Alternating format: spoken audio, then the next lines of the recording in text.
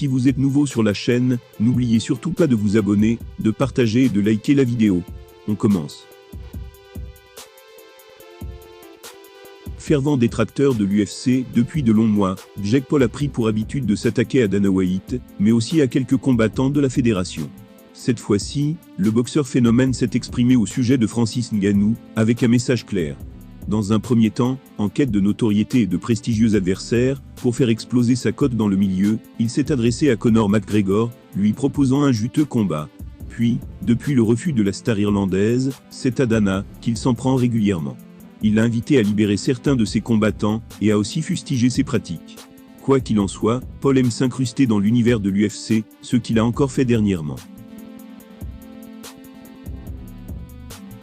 En dehors de ses sorties tapageuses et narcissiques, Jake mène un combat qui lui tient à cœur, vis-à-vis de l'organisation.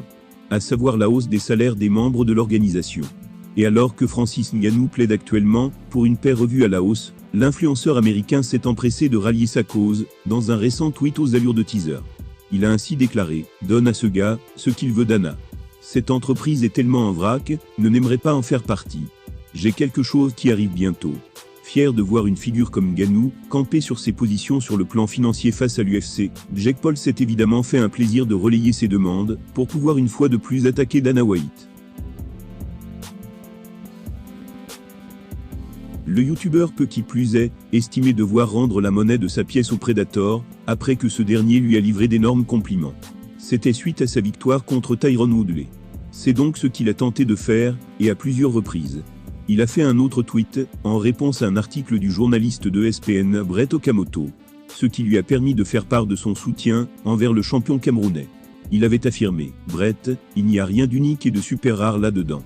Il est sous-payé, comme tous les autres combattants UFC.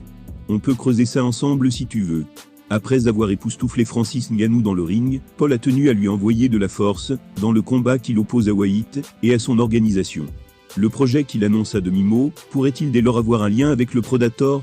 Réponse d'ici quelques jours.